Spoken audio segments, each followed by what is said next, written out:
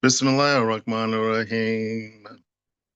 Alhamdulillahi Rabbil Alamin.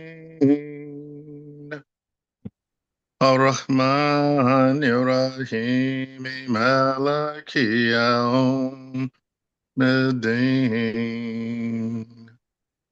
Iyyaka na'budu wa iyyaka nasta'in. اهدنا الصراط المستقيم صراط الذين أنعمت عليهم غير المغضوب عليهم ولا الضالين.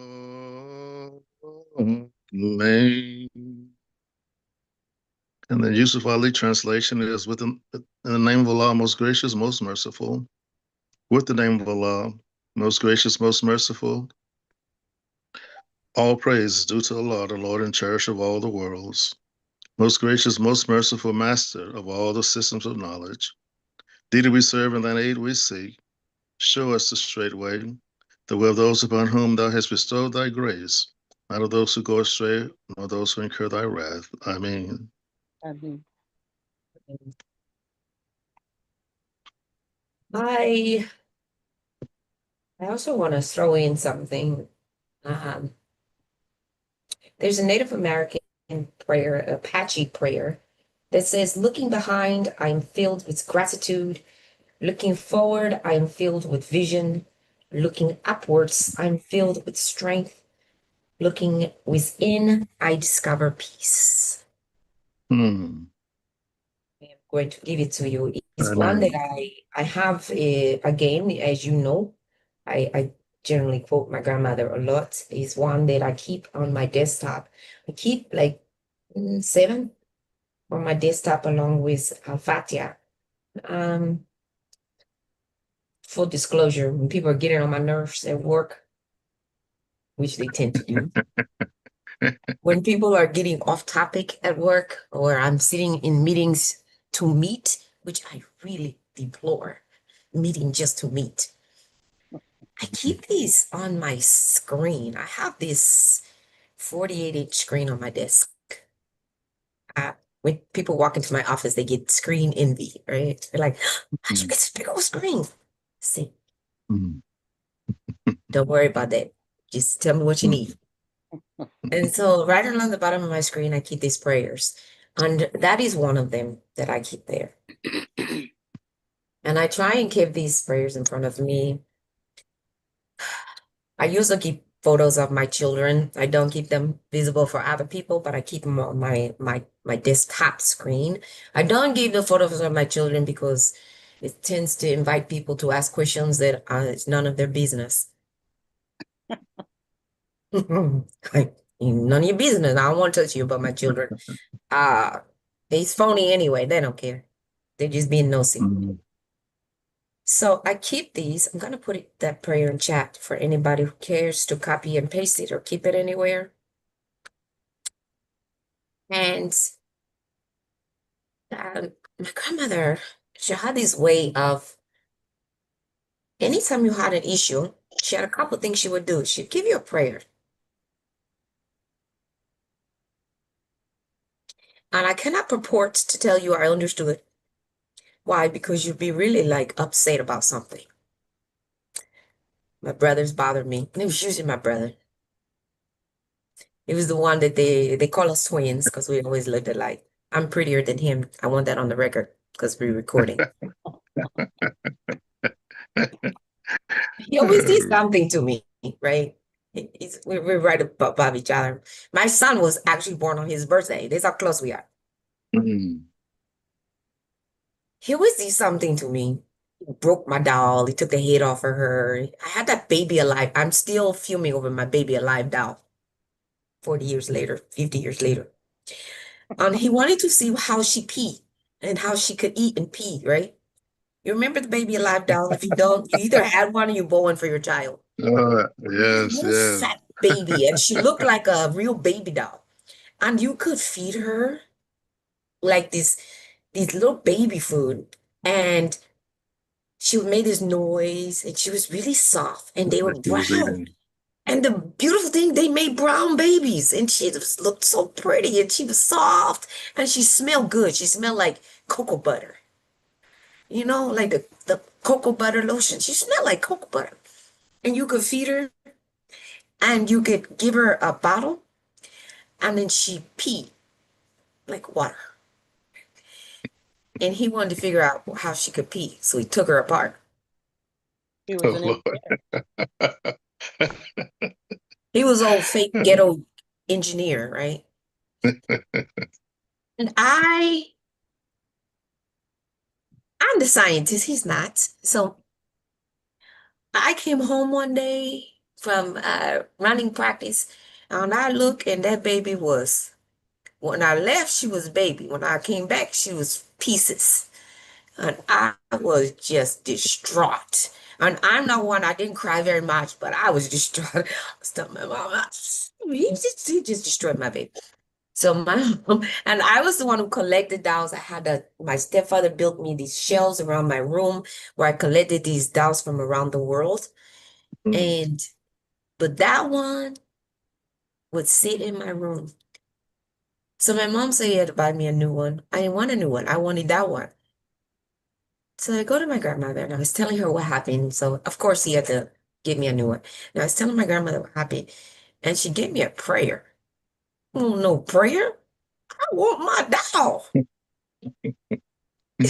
So she was that kind of person. She'd give you a prayer, and she'd calm you down, and she'd give you gratitude. And this is one of them, the prayer of gratitude. Because some girls never had a baby doll.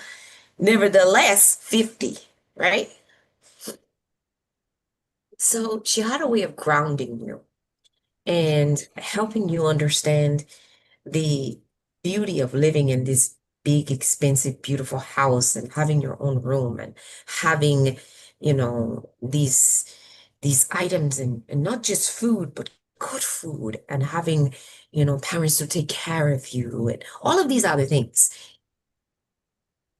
Still want my doll though, man. I hear you, but I still want this other thing.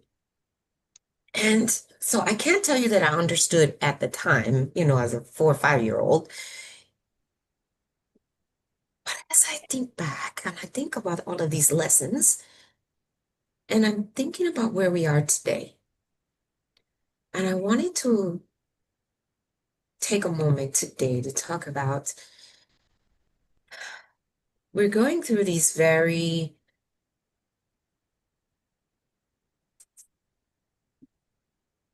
trying times of violence in the time of activism, right?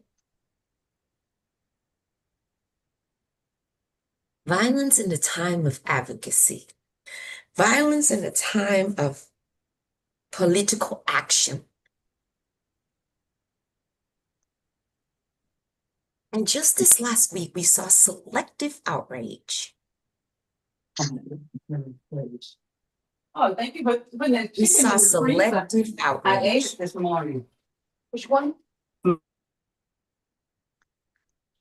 going to take myself off screen for a second, and I want you to see something.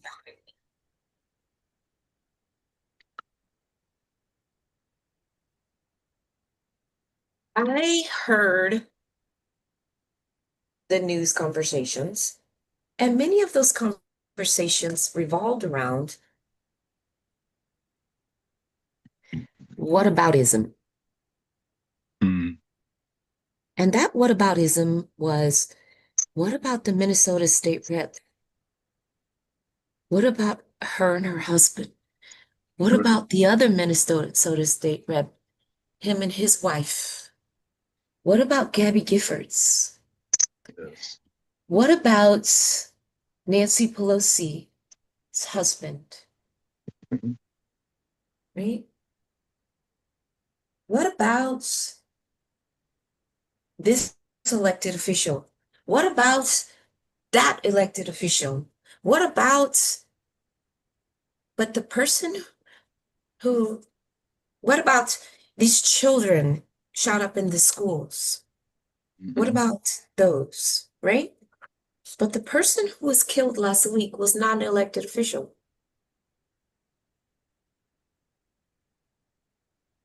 Were they? That's right. Still doesn't make it right. My brother posted something and he said something to the effect of um, he's a Christian and that his teachings does not teach him to become something that you claim to deplore. And uh, quoted a verse from Proverbs. And he was speaking that, you still don't condone taking a life, even if it is of someone who has ways or leanings or actions that you yourself do not condone. You still don't condone the killing. And I agree with that. I think what I have an issue is every person that's on the screen, on my screen,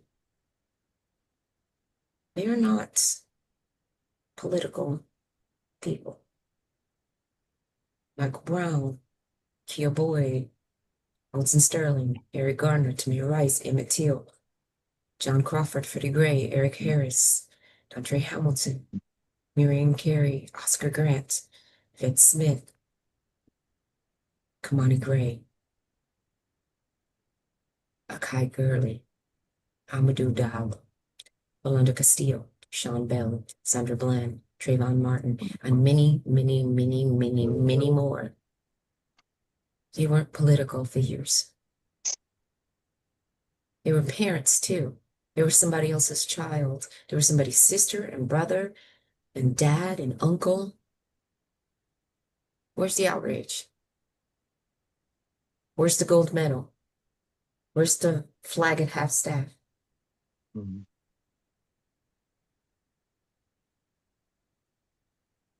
Where's a moment of silence on the House floor, Mhm. the state floor,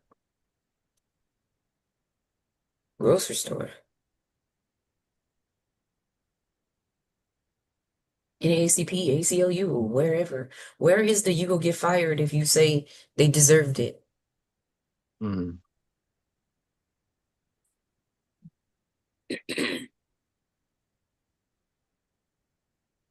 When, and how, and where do we choose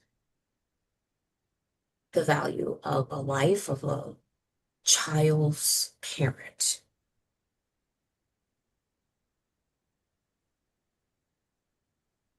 I didn't particularly care for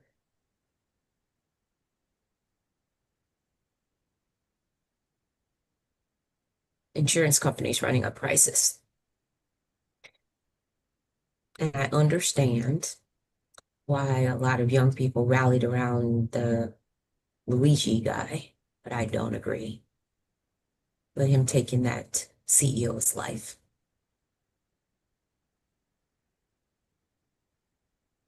He was a father,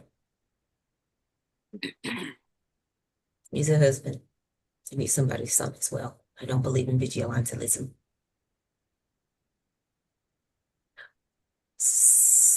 I was young when it happened, but I'm old enough to remember when I can't tell you that I probably wouldn't have done the same thing. But remember the Ellie Nessler Nestler. case? Is it Nessler case Nestler. Mhm. where she shot the man in the court house? Yes. And it led to the metal detectors in courthouses Yes, ma'am. because the man was sexually assaulting and her sons. Classic vigilante case.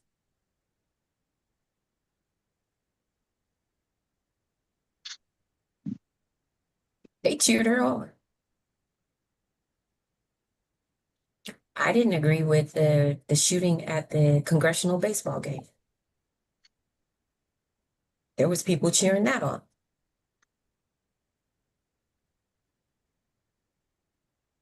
That's what I wanted to talk about. And I'm being careful, but I'm not being careful with my words because I think that we run a dangerous precedent when we raise or lower the flag depending on a person's political affiliation. Mhm. When we give congressional medals of honor depending on a person's political affiliation, the reality is if that person is a misogynist, racist, a xenophobe,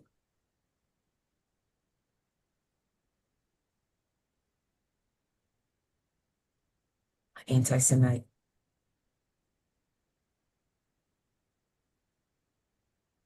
but hey, he likes me.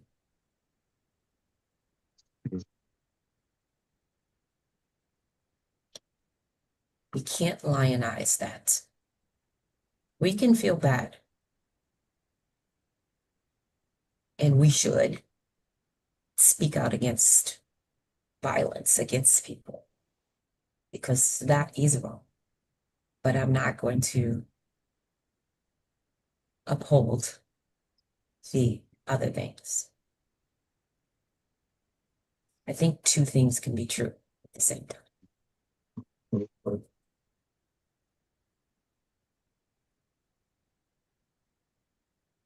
You gonna give me some wisdom, Brother Fleming? I see you looking for something. Oh, you caught me. Oh, gosh. Somebody Oh gotta man, let me guess. I that's need a something to make sense of it that's because a I do think that it's okay to say that the violence is wrong, that the killing is wrong, that those children deserve a parent. I don't know about that parent, but they deserve Mhm. parents. But I Mhm. don't believe that upholding the racism, the sexism, the misogyny, the xenophobia, the the anti-Semitism, the anti-Blackness. I just I struggle with that part because I don't think it's saying anything against lionizing this individual becomes almost a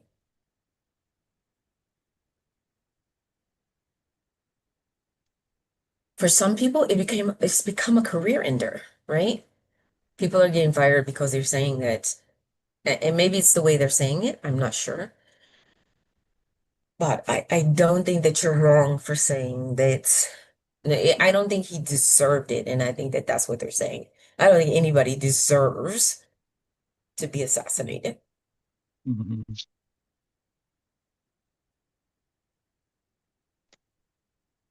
Yes, Miss Manira.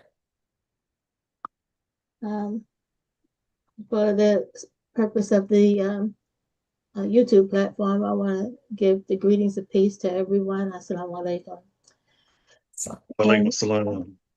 unfortunately, we have in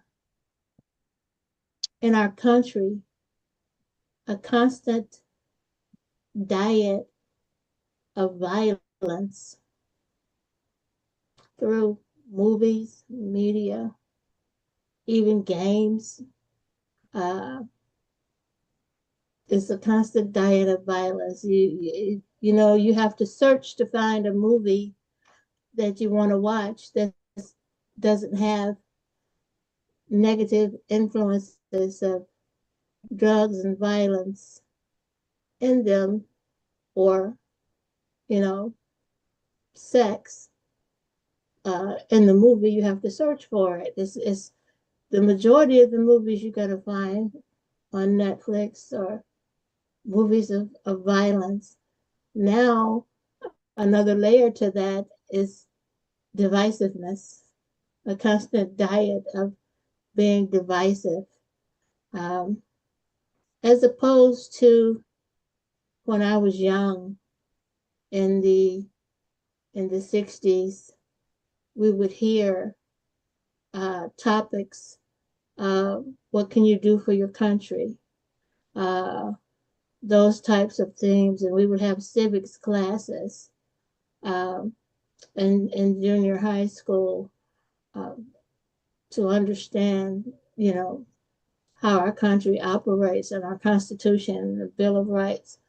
And you would hear uh, speeches of that were broadcast uh, nationally, seeking peace and for people to come together. You had that in the environment. Not so much now. Everybody's on the defensive as to why this should be and that shouldn't be, but you don't hear the encouragement to humanity that we once had in this country. And that seems to be, to me, why it's getting worse and worse, more divisive and more violent. Uh, and it's what we eat. That's our diet. And in the country right now, and that really has to change if we want the country to change. It's the diet that we're exposed to from the moment we wake up. In the headlines, it's going to be violence, where there were shootings, um, divisive language, and climate change. Very little good news. So, Let me ask you a question because I don't recall in my lifetime um, seeing a um, a time when there wasn't violence on television. I see, and so what I'm see is a lack of crisis intelligence, right? I remember being in elementary school and seeing when the Challenger blew up in front of us. They wheeled that television in on that thing, and we were watching. We were all excited to watch the launch of the Challenger, and it blew up, and all of us were sitting there mortified. There was nobody there to tell us, to to to talk to children about what just happened. I mean, they did after the fact. And even after the fact, that's a little late to be telling children, hey, that that that astronaut you just admired is dead, basically, is what they said. I mean, what you learned in history prior to that is that they used to take whole families, including small children, to watch people get hung or beheaded. They made a whole thing of it. Barbecues. They made a whole day of it. Drinking tea. I mean, how you eat and watch somebody's head get cut off? Mm. Watch somebody hang and their body just shake while life comes out of it. And take your children. And this person who was just killed was advocating we should have public killings. Take your children. Let them see what happens when they don't agree with the majority. So I'm just trying to find out when was life good? Because that was in the 1600, 1700, 1800s, early 1900s. They were still burning crosses and killing people in public. So when was life not we saw violence? at least I think that there was a shift when we had,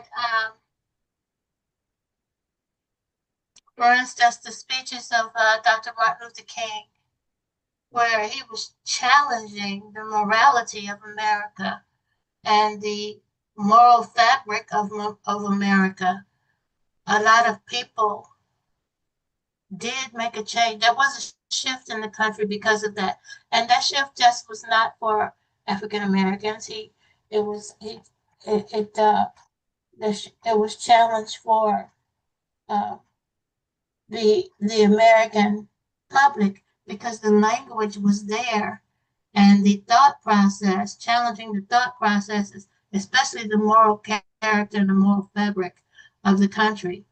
where people were challenged to look and make a change. So it was a time of change. It was also Malcolm looking at the rationale of and the hypocrisy of America that was broadcast a lot that did spark a change. So there were different counter thoughts and counterbalances being put in the society by these speakers where that was not there before. And it was effective. It was effective. Uh, Even when President, and I'm not mentioning our imam because it wasn't broadcast so much. Imam, that was a quiet revolution. But you look even at President Barack Obama being an example, and you saw some changes in uh, people going to college or young African Americans going to college, marriages increase. So it's what's modeled in society. And now what's modeled in society is leading us on this downward slope where there's just more moral decay. Freedom killing is not it's not a second thought on it. What's being modeled for us from the top down? What are we hearing from the top down? What are we being fed with? The images, constant destruction, death, even of women and children. And it is, no one's off limits. It has this effect on the society, what we hear, what we see, and what we're fed with every day, and especially the morality uh, and the moral fabric of society. And just like we didn't hear when I grew up, we didn't hear about, we would see it every now and then, someone who uh, was not heterosexual. But now, you know, everything is, they're getting more and more letters on this LGBT. I don't even know all the letters on it anymore, that it's getting so long. With all the different gender descriptions and pronouns and everything is growing because it's always there in the social conversation, and it's what we're being fed with and what we're hearing every day. And we change what we hear and change the conversation, you know, I'm thinking it will make a change. Cheryl, let me interject some thoughts on this topic. Yes, Um, ma'am. I never really paid a lot of attention to Charlie Kirk. Some of the outrageous comments that he made and whatnot, just in my mind set, okay, he is of this type of thought and persuasion. So I've never really done a really deep dive on him, um, because I think he was very upfront as far as what his ideology was. And he was heavily promoted, because he suited a particular agenda.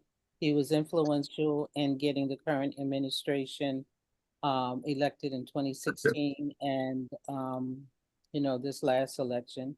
So he was one of those players, one of those unofficial, um, in quotes, elected players because of the political influence that he was able to exert on the culture because of his founding of Turning Point. That was the organization that he set, and his projection of being a conservative, Republican conservative, and he was able to build up that youth movement of young Republican conservatives on the campus. And if anyone, if you worked or if you were a student on a campus, you were over a period of time, you were able to see the surge and the effect of the work that he was able to do in terms of young conservative Republican voices being amplified on the college campuses. And this is what raised him to a rank of a hero. When you talk about the flag being at half staff and whatnot. I would, the prophet advises to say what is good or keep silent. So some of my thoughts I have to censor as I'm talking. But anyway, after his death, there was this immediate narrative from the White House of who was responsible without really having any evidence whatsoever. And that was the rush to establish. I think I talked about this word, if not on the last program, the one before that, because it is a word that just, I would say, over the last 20 years, we see in the popular culture, and that's called narrative. Everything is the narrative. You have to establish the narrative. And so, what is that saying? It's saying that you get your talking points out there to the public, and because of the technology, because of social media, there is a rush from the legacy media stations like NBC, CBS, ABC, um, and the social media platforms and the cable networks to get a narrative out to the public. And this is the food that I believe Sister Manira is talking about in terms of what the public is fed. And in that narrative, there may be truth, there may be falsehood, disinformation. Um, the 47 has coined the phrase fake news, which has entered into our cultural and political conversation. And so all of this is part of establishing your narrative. So the administration, because this guy favored them and was one of his foot soldiers, their narrative that they tried to establish was it's the extreme left. It's these so-called progressives. It's these so-called woke people. It's these proponents of DEI and all of that. That was the narrative they tried to establish as far as these are the people responsible for and they put in quotes, assassination of this hero, so they built up this person, and there, probably millions of people who saw him as a hero. I read an article maybe yesterday or day before yesterday. This reporter is someone who has really done a deep dive into the so-called conservative movement. We have all of these labels, and when you think of conservative, you might just think of the Charlie Kirk conservative or the Ronald Reagan conservative, for those who go back years in terms of when this whole idea of the Republicans being the whole foundation of the conservative movement. But anyway, what this what this reporter brought to the fore was that within that conservative movement, there has been an ongoing war, is the way that he described it, between Charlie Kirk and this other person, Nick Fuentes, who 47 has had, dinner with and had over to Mar-a-Lago quite, who is the extreme right. The Nick Fuentes folks are were at war with Charlie Kirk and criticizing him and accusing him of being really bought off. And apparently, in the last year or so, it had become very, very accurate. And this segment of the Fuentes folks is called the Gropers. Uh, I'm not sure I'm saying it right because it's spelled Groypers, the Groypers. And so apparently these Groypers are very extreme, aggressive, even on the realm of violence. Okay, this is what this author is saying. And so the young man that they have arrested and are accusing of this, who was turned in, they say, by his parents, his father, and there's some controversy in terms of the truthfulness of that narrative. Apparently, from some of the showcasing and these phrases that he had written on the shell casings and whatnot was language from this Groypers movement, which is more of the actual, physical violence kind of folks. It's people with the Nick Fuentes folks were active. Some of them were active in the January 6th insurrection. So this is kind of where we have to be careful in because there were some people online who were even saying that because Charlie Kirk had recently started asking questions about what Israel was doing in the Netanyahu government. Some people, when he was first killed, were saying, "Oh, well, this must have been a hit from Mossad and all of this." So the point that I'm making is that a lot of different folks come out with their narrative about an incident like this. And we have to be careful to really look at what are the facts, what evidence do we know. And right now, is there is so much confusion around this that we really don't know solid concrete evidence to say, oh, these are the facts, this is what happened. Because there are 3 or 4, maybe 5 or 6 narratives out there. Some that support conspiracy theories, some that, rely on actual facts of what has gone on.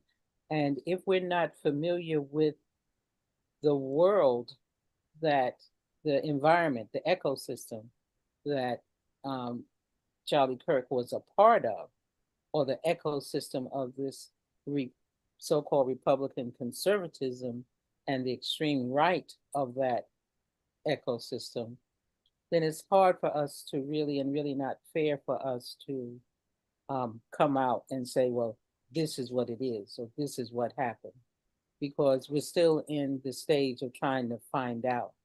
And we have to be aware that there are many narratives out there. They're going to feed us on those narratives. And also that this narrative helps to take away from the Epstein file narrative. And so we have all of these competing things that are vying for our attention. And one is a distraction over what we should keep our focus on. And so, as far as our political agenda, I think that we as Muslims, we need to focus on the solutions and the strategies that we've talked about in the last couple of weeks so that we can prepare ourselves for the machinery, the political machinery that is in place to dilute our power as citizens in this country so that our voices are suppressed, so that we're afraid to speak up, so that we're afraid to take action, so that we lose faith in going to the polls and voting with these special elections and the midterm elections that are coming up. All of these narratives are going to be coming at us, all of these distractions, but we have to focus on what is going to get us over the finish line. One important thing that is going on, I'm going to sum it up in 2 things. One important thing that is going on is Andre Carson in Indianapolis, Indiana. They are trying to gerrymander the district that he currently represents in the hopes of getting him out of office. So the Muslims who are there in Indianapolis, who are part of the political, any Islamic political organization in that area, they need to really be active and supporting Andre Carson. I would advocate for, because he has been a solid voice for us in the Congress, and he's going to need, his campaign is going to, if they're successful with this gerrymander effort, first of all, we have to try to combat that gerrymander effort. And if we're not able to combat it, we have to try and think of a way that we can keep him in office so that our interests can be represented also. So that's one thing that I wanted to announce and talk about. Also, there will be, and Cheryl, I believe you're going to be in DC for the the Congressional Black Caucus, their activities, and a part of that, there's going to be a subset of Muslim Americans who they refer to themselves as Black Muslims. I think that we do ourselves a disservice when we get into the taking on the title that the oppressor gave us. But anyway, there will be some, I think, 2 days of talking and developing strategies with this Muslim leadership group. And I would hope and encourage any of our brothers and sisters who are in ACGG or involved in politics, if there's any way that they can get to DC to participate in that, that they do that, as well as CARE is having an annual event where they'll be talking about strategies, and also, and those of us who are in the Association of Imam Wahiduddin Muhammad Rahimahullah, I think we need to be more diligent in getting our voices in these rooms where these things are being discussed and hashed out and strategies developed, so that we are a part of a narrative that comes out also, and that we promote through Muslim Journal, through Khutbahs, through ACGG, through whatever vehicles that we have, AM360 MAP5, any of our programming. And then finally, I wanted to say this before, make sure I get it in before the end of the program. A dear supporter of MAP5 and a person who was an invited guest several times, Umar Hakeem Day of Compton, who is a very, who is one of the founders of Encourage, the organization, community advocacy organization in Southern California, passed away last week. And so we ask that people will remember our brothers. Make dua for him and for his family. And there's a launch good effort that I'll put in the chat so that people can help his family during this time. Thank you. Yeah, we have to make dua for our brother there. I'm going to take 30 seconds. Someone just put up in my driveway. I've got to see what's happening outside. But in terms of our sister talking about selective outrage, I was trying to think back when someone was escorted by the Air Force Two in my lifetime, and I'm a young 73 years of age, and I don't remember that ever happening like that. And I go back to the Kennedy assassination, et cetera, but I read long before then the assassinations going all the way back to the very first one, with several different presidential attempts, et cetera.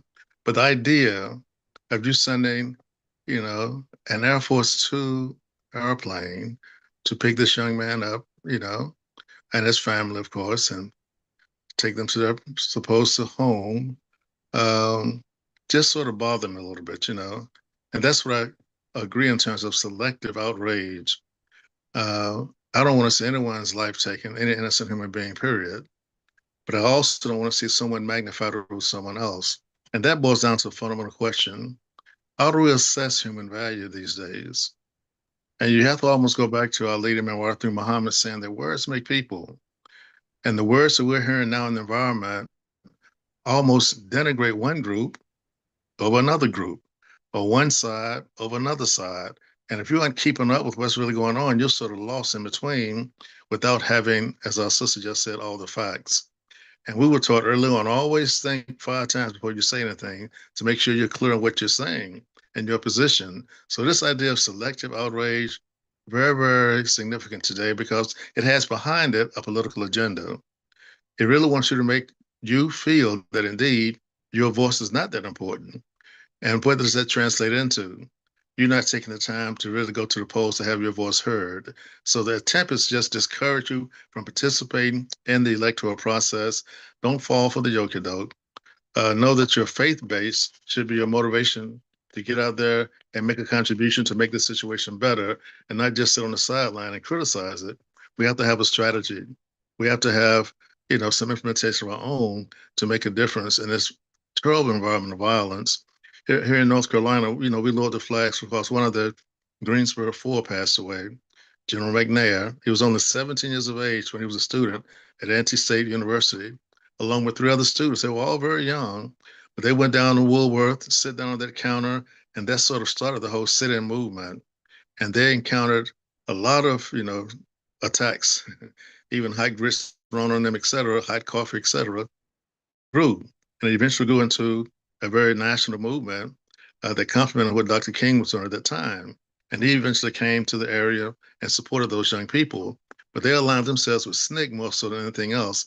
But it was all a part of making a difference in society, making a difference in the perception of how you see me as a fellow human being and not see me as a second-class citizen.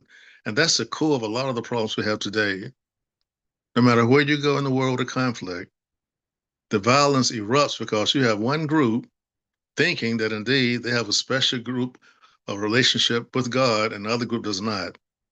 I don't care if you go to the situation in the Middle East, in the Congo. I've spent some time this weekend with a brother from the Congo.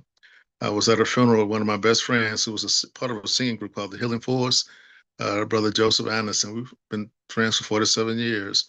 And this brother from the Congo just came up to me after I made my remarks about Brother Joseph and said, you've been to Africa a few times. I had on one of my African attires. I said, yeah, I've been there about 4 times, actually. And we got into a conversation, and I knew from his accent he was not born here.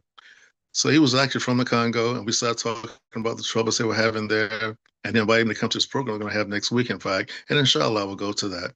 I don't get away from the point I was making, though. This idea of words making people, we have to really, really be careful. Always go back and reflect on how Imam Muhammad sort of gathered our research. He said, be sure to study carefully what happened in what's called the golden age of al-Islam. Those first 4 caliphs, what did they do? What did they achieve?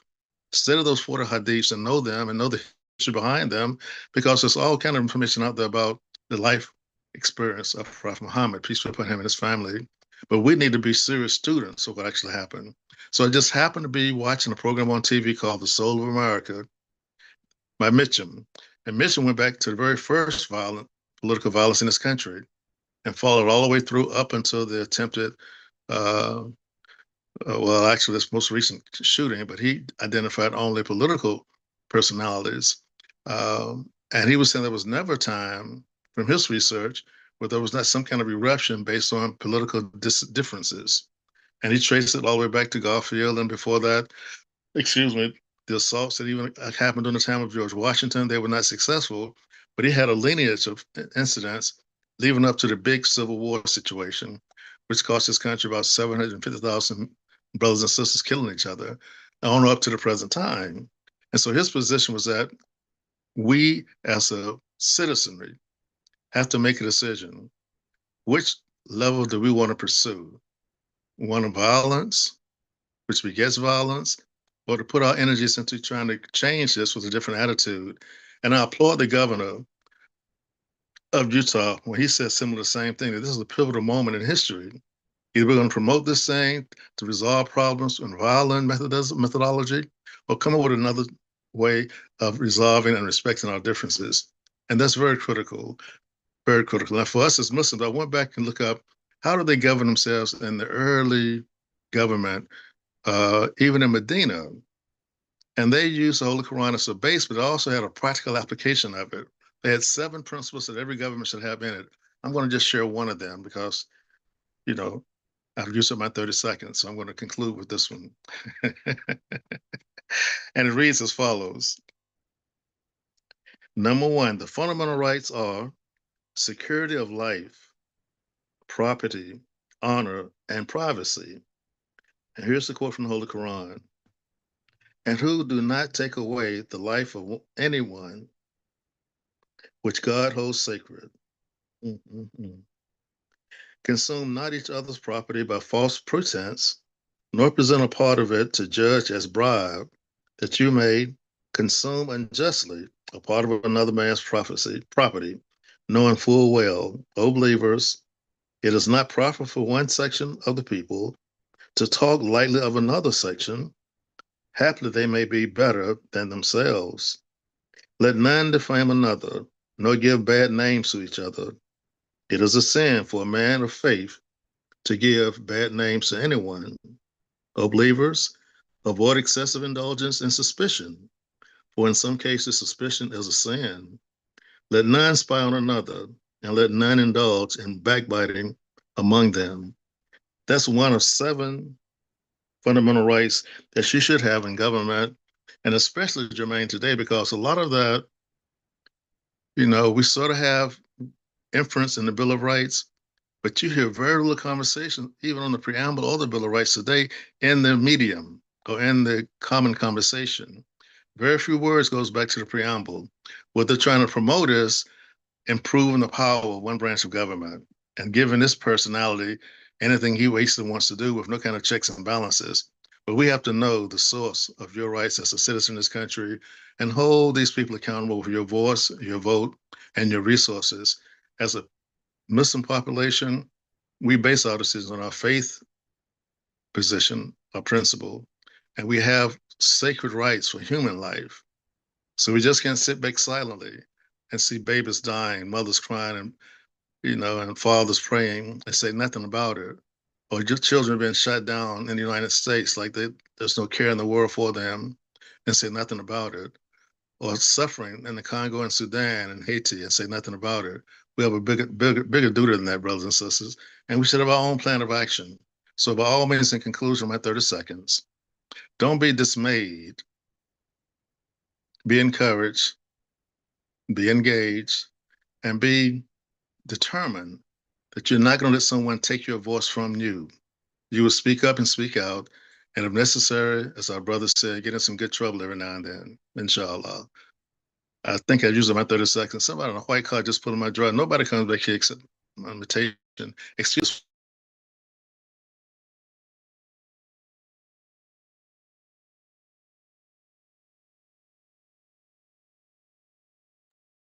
Okay, so. Go ahead, Brother Michael. Assalamu alaikum. Walaikum assalam. Peace and blessings. Walaikum assalam. Peace and blessings. I want to refer us to, in terms of practical strategies, a reference to this book, Constantine's Sword by James Carroll.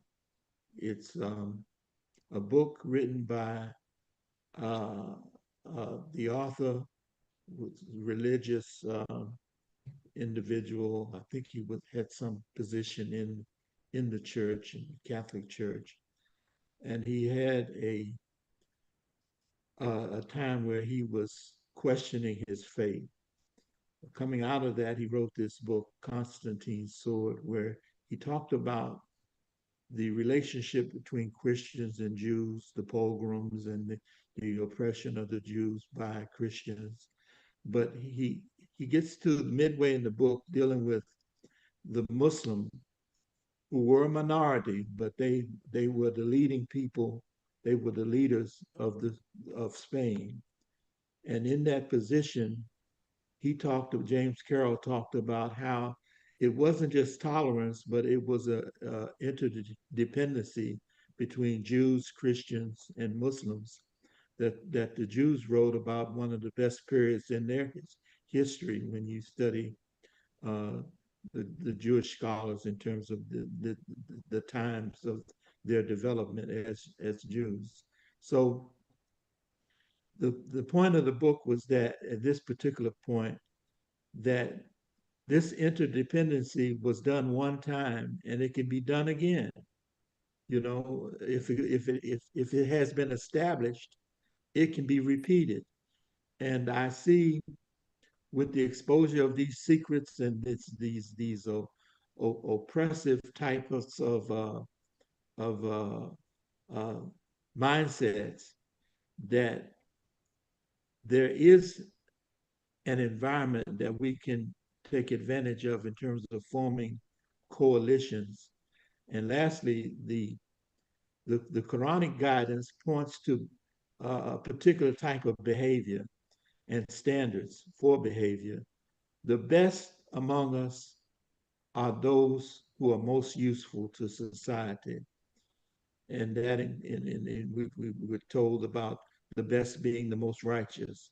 Well, righteousness includes this focus of utility. And I'll stop there. Thank you. Thank you. Um, I was a little speechless. I see you, Manira, Sister Amatullah, the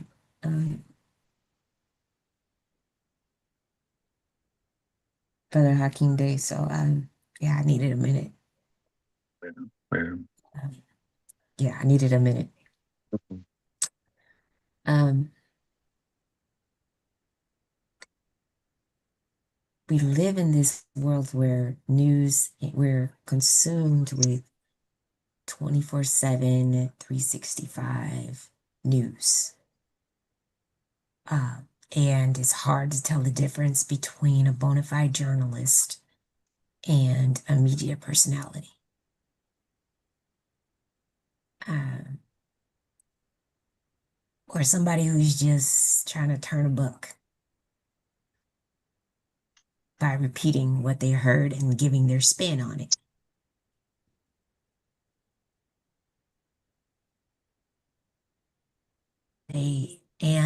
It's,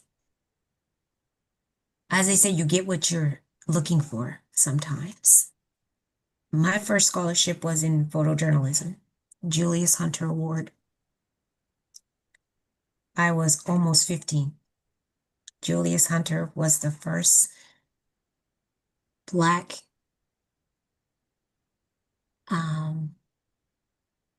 primetime journalist in the Midwest, St. Louis.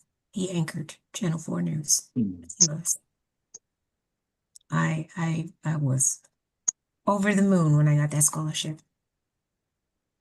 And it was to University of Missouri, well-known Columbia, well-known for its journalism program. I didn't want to go to U. I didn't want to go to Mizzou. It's my stepfather's school. I didn't want to go to Mizzou. I went to Illinois, probably out of spite because they're rivals. but I didn't want to be a journalist as a career. I love to write. I'm a great writer, but that was not something I wanted to do for money or for a career. I'm a scientist, and I knew that from a small child. But I do know the difference between being a journalist and somebody who is doing it to turn a buck. Unfortunately, not everybody knows the difference between somebody who is a personality and somebody who actually does the research that it takes to be a journalist, which is what we see a lot on the television screen, on the computer screen, on the radio, and everywhere else. And so all information is not good information. And to your point, Sister Amatullah, that it's not only in the news, it's also in the legal realm, right? When CNN and Fox News and News Nation and all of those created that 24-hour news cycle, it also created this citizen news reporter type of phenomena. And you don't know what's real. And so people became or thought they became part of the news. And so the violence ratcheted. And it wasn't just the violence as in physical violence, it's the verbal violence. It's the I'm right, you're wrong. If you don't believe what I believe, then you must be wrong. And I must prove That's your that you're wrong at all costs. So the language has been violative. The attitude has been violative. There's a show on called Road Wars where people get out of their car. I don't know why you would ever get out of a car when somebody else is still in it, in theirs, to start a fight. They have a 2,000-pound weapon even if you have a bat, and so someone got out of the car and they took the bat or a pole or whatever and swung it against their windshield, and then they ran them over. Law of physics. They gonna win every time. You against a car, you're gonna lose every time. Even if you have a gun, you're gonna lose. So I watch these kind of things and I'm always shocked.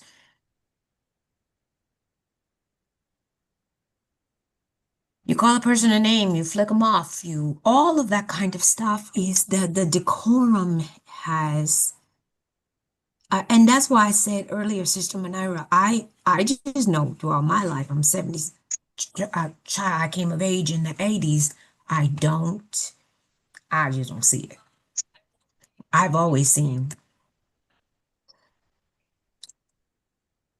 full disclosure, Luke was the person that they were dancing to. Okay. Oh Lord. Oh no. Oh, It not was, Luke. it was Luke. It was Luke. It was Bobby Brown and even Michael Jackson. He was grabbing his crotch and they was mad at him. It was Prince with missing some pieces on the backside of his pants. We loved Prince. We loved Michael Jackson. We loved all of that. But there was some good and there was some not so good. It's a cycle. It's a cycle. You got some good stuff and you got some, it was the LA riots. We Rodney King, and then it's like around 30 years later, and you got George Floyd. That's who I likened George Floyd to, was Rodney King being. I hadn't seen anything. It was just as bad. And if you go back a few years, it was Emmett Till, right? Um, I'm just trying to digest these. I don't know what did they say? I can't quote the book or the verse, but I can tell you the sentiment. No one's life is better than another, and no one's life is worse than another. Sister Manira, I don't want to see any father, brother, sister, mother, aunt, uncle's life taken in the name of a religion, in the name of a political party or a political ideal. I don't care even if they were in the wrong. Let the system work it out. As much as I can't stand Charlie Manson and the idea of a Charlie Manson, it'll work itself out. My brother-in-law is at the prison where he is, and I'm gonna tell you right now, he is not getting treated like a king. I'll let you Can I figure take out five? what. Can I Huh? take 5 seconds? Give me Yes. 5 seconds, please, ma'am. Okay. And then Sister Manira's waiting All very right then. patiently. Yeah, the first graduate school I went to in Arizona, I had a professor, my marketing professor. He said, "Listen very carefully to me. When the average advertisement agency appeals to you on TV, they're appealing to you when you were 10 years old. And they study your value system when you're 10 years of age. So some Yes. marketing is designed for people when they're 10 years of age. So if you were born when I was born, for example, in 52, around 1962, what was happening in my environment? I was impressed by. In Those are the 52? kind of things that in 1962, when I was 10. So he Oh, was making a 62. point, 62. I was 10 years old in 1962. And there were a lot of things taking place. We had this guy named Muhammad Ali, about to knock out, Sonny Liston and all that goes along with that. And those are rising, of course, civil rights, et cetera. It was just beginning. But it was part of the environment, part of the discussion. Someone is trying to call me about it. So Hmm. the point I'm making is that we left that graduate school. It was called the American Graduate School of International Management. He said, y'all are 25 and 26. You're going to go into the corporate world now. Most of those guys will be in their 50s, or young ladies for that matter. And you got to think about what we just learned in this class. Think about when they were 10 years of age, when you communicate with them, and what was important to them then. And you'll be able to communicate with them more effectively. Don't forget that it's your guide in life when you deal with the public. You got to do a little research. So I always would ask myself when I was in a corporate setting, What was this guy 10 years of age? Maybe that influences the way he's thinking today. And it comes back to just that. Your cultural base is pretty much formed when you're about 10 years of age, meaning you know the difference between right and wrong by then. And you're influenced easily by those factors at that age. And there's a lot of research in terms of advertisement, et cetera, how they do that and how they appeal to certain people. And I'll conclude with this. He put up a bottle of Chanel number 5 one time, right? Held it up and said, "What is this in this bottle?" And you look at it, the gas talked about the chemistry in it, what it was made out of, designed the bottle, all these physical conversations. He said, "No, class. Well, we market it as hope because we want people to think that they will have a certain effect on people once they put this on." And then he That's went into right. the steps of why they put women on at that time, the Ford Mustang, because those guys driving those Ford might think they might have a chance of That's having some right. company. So it's always a psychological appeal. It's never just a physical appeal for you to, they want to improve upon your psychological appetite and build that up for certain products they're trying to sell. And I'll stop there because I want to listen more than I talk, inshallah. I use more than 5 seconds again. Y'all forgive you, brother. It's hard for me to do sometimes. All right, For sincere. framing 5 seconds. We understand. Oh, yeah, we well aware. All Sister right, Manira, man. Sister Manira, you've been Yes, really patient. Go ahead, sister. yeah, thank you, alhamdulillah. And I agree with everything that's been said from everyone. And, we are, this is no accident. I don't think that this is an accident. It's all tied together. All right. And when the 24-hour news and all of this media came into being, it's actually no longer news, it's propaganda. It's propaganda and indoctrination to get you to think a certain way That's good, about right. issues and about people. Um, and when political leaders are killed and the flag is flown at half staff, it's because there's a threat to, I think, it's because there's now a threat to our political system where people are intimidated because of their colleagues getting killed, or as if to say, don't make any waves, you'll have a X on your back. In this process, the process is being challenged, but the whole country is being um, challenged in a way where there is chaos. And who will the chaos benefit? Who will the chaos benefit uh, in the society? You know, the same leaders that we have in office, their families are in this society as well. So, not addressing the chaos and the violence and everything, who is it benefiting? And we have to connect the dots on that and make a change in the language and what's being presented to us, and even unplugging from it, so to speak, in order to uh, make a difference in what's happening.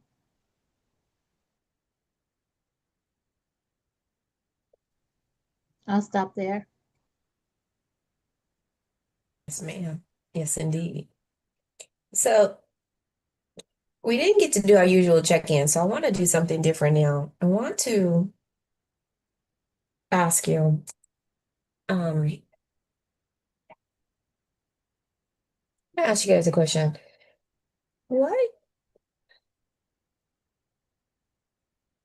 years ago, Michelle Obama said something that was kind of controversial at the time, no matter what kind of truth was embedded in it. But she said something controversial about when Trayvon Martin was killed, and Barack Obama said something about, that could have been my son if I had had a son. Mhm. right?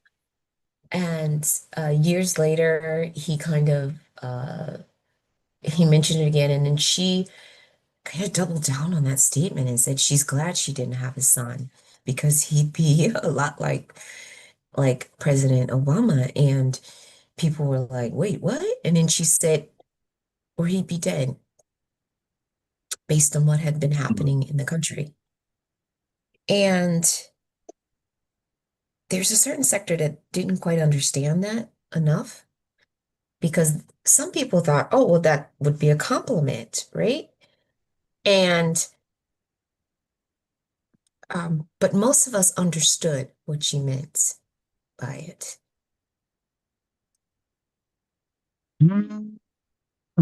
Is there? I remember as a small child and then seeing it later as a teenager on repeat, and then seeing it as an adult. And I've probably watched this 20 times, maybe at least 2 dozen times. But I remember it best when I was a small child. And I remember feeling this immense swelling up in my chest. And I can't tell you I understood it when I was a small child, like I did when I saw it later. And when I actually got to meet him in person, um, what what it meant to me then. But I remember seeing the greatest.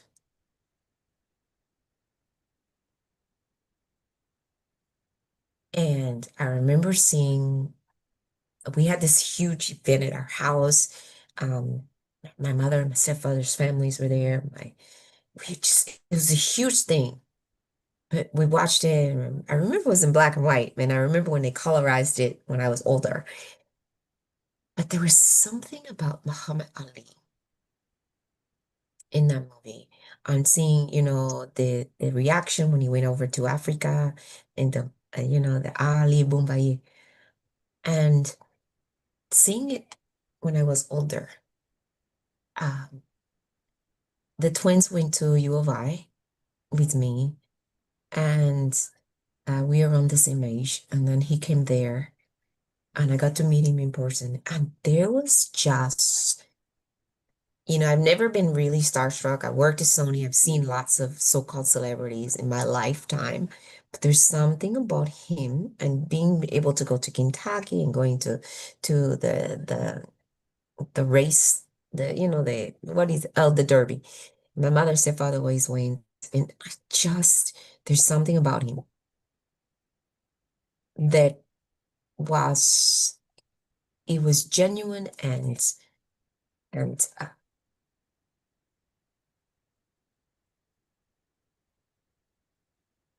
superhuman inspirational at the same time. He's one of those things where people actually do stand on principle. This is how you want to be. When I was a little girl, I met Jameson as a Girl Scout, and I was like, I wanted to be a scientist since I was a little girl, and I was like, I want to be like this. But then I met Ali, and I was like, I want to be like this in a different way. I still wanted to be a scientist, but I wanted to be somebody who towed the line on principle. And it was a big moment for me in life because it was one of those moments that tug at you. When I got kicked out of Sunday school when I was in kindergarten. And mind you, my grandmother is the mother of the church. So I got scolded really, really bad because I got kicked out because I was fighting with the Sunday school teacher, my aunt, by the way, about the depiction of Jesus. And I was arguing about, I think I was 3.5 because the description, I could read it too. Say, he had the feet that was bronze, like the soil, but then the picture on the wall didn't look like that.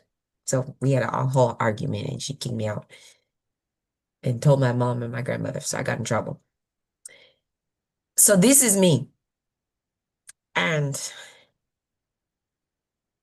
there was something about someone who is able to toe the line no matter what. And so when I read the story about willing to go to jail instead of going to Vietnam. the but just being inducted into the army, period, and then Vietnam was just, you know, I'm a Taurus, so I've always been the child who's like, nope. I fell asleep at the dinner table because I wouldn't eat food I didn't want to eat. And my mom's like, well, you sit there until you eat it. Nope. Like, I fell asleep. And then guess what? It was there for breakfast the next day. I still didn't eat it, but finally I won that fight. But there was a cost to it. What is your moment? What was your moment? Did you have a moment? I had my Mae Jemison moment for my career, but I had my moment for my life as a child. These were my child moments. And it was later solidified as an adult, or as a young person, because I wasn't an adult yet. But as a child, I was fortunate enough to have these child moments. Um, my other one was I got to meet Colin Powell. He was through my father-in-law. My father-in-law married his first cousin.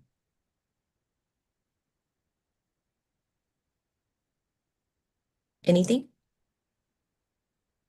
And I invite all of you to participate, but I want to ask the co-host first. Ladies first. Hmm, I mean, you okay. guys got to work with Imam Hamid, so, but do you have anything like before that, or? I got to meet him, but I was way into, I had moved to California by then. So you want something from Early childhood? life. Yeah, early life. Was there any kind of like, Shangri-La moments or anything like that? I mean, it could be for later on, but I just want to know if was there anything in like I say, mine was watching that movie was like, I mean, I was young, very, very young when I saw that movie, and I mean, we were riveted when they were saying Ali Bombaye, Ali Bombaye. That was like nothing you ever seen, because wasn't that around like Roots time or something, where you always saw slavery movies? Well, I wasn't a real young child, but when I must have been between 12 and 13, because I hadn't started high school. I think I told this story once before, but my best friend, her mom had made the acquaintance of this brother. He was actually younger than her, but he was older than us. Um, and he was trying to get us to be, we were good little Catholic school girls at the time. He was trying to get us to be more politically aware and community aware. And he would talk to us about what was going on in South Africa. And he brought a book by, I think it was Ernest Cole. It was a photo essay on apartheid in South Africa. I think it was called House of Bondage by Ernest Cole. Maybe check that to see if it was. And just seeing the pictures of what was going on in South Africa, um, that turned a bulb on in my head, and it made me more sensitive to racial issues and oppression. So that coupled with um, I was a candy striper at Sydenham Hospital that was in Harlem at the time. I don't even know if Sydenham is still there, but my mother and grandmother, they weren't going to the March on Washington, and they refused to let me go. I wanted to go, and so Mhm. I was volunteering at the hospital that day of the march and seeing the TV coverage of the march. I would couple those two things. The Mhm. March on Washington, and then seeing that book, House of Bondage. I think it was Ernest Cole, might have been the photojournalist who did that. I would couple those two things Mhm. Mhm. as far Wow. as um, getting me more aware of oppression and justice and the struggle for justice. Mm, That's what I would say. You know, nice. as a young child, my memory goes back to when John F. Kennedy was assassinated, Mm, and school got dismissed that year. In fact, that same day, in fact, mhm, the principal came on there and said that the president had been shot. And a right, few moments later, she said that the president had passed away. And of course, school was dismissed. And that happened to be the same year my grandfather, who really was my first hero outside of mom and dad, also passed away. mm, And so that was a very devastating moment in my life because I was around him every day of my life. And of course, seeing the president assassinated like that for a child was somewhat dramatic to see that played over and over and over again. And then to see Jack Ruby be assassinated between two sheriff officers and all that goes along with that, right? right, So, in terms of political consciousness, that was sort of an awakening for me. Years later, of course, when I'm in Chicago working at Guaranty Bank, the champ came in with his entourage. I never knew he was so quiet. But his brother, Rockman, was the one making all the noise. The champ is here. The champ is here. The champ is here. And then I had the privilege and the blessing to go to his camp one time to see him, train. So those two, I think, stand out. Very impressed with Muhammad Ali's sincerity. Real sincere, quiet man. He just sold tickets, making all that noise to get people to come to his fights. But as a person, very low key, very sincere, very principled. And I remember his first wife. He used to, well, I knew her parents anyway. We worked together at Muhammad University of Al Islam, in fact, at one point. So those are my two. Oh, I got to add a third one. I apologize. One 2 second one. When I first met him in Washington, Muhammad, I was working on the secretary staff on the boss Rasul, and he came on a Wednesday night to speak. He had a little trench coat on, and I reached up to him to pull his trench coat off. He said, "No, brother, I can take my own coat off." I said, "Oh, so that's the kind of leader here." So he took his coat off and folded it up and put it up on the little rack there. And then he went into the office with the boss Rasul, and you could hear the thunder coming out of the door. They were arguing so strongly against each other, but that's for another conversation. But those three is what I reflect on right now. mhm.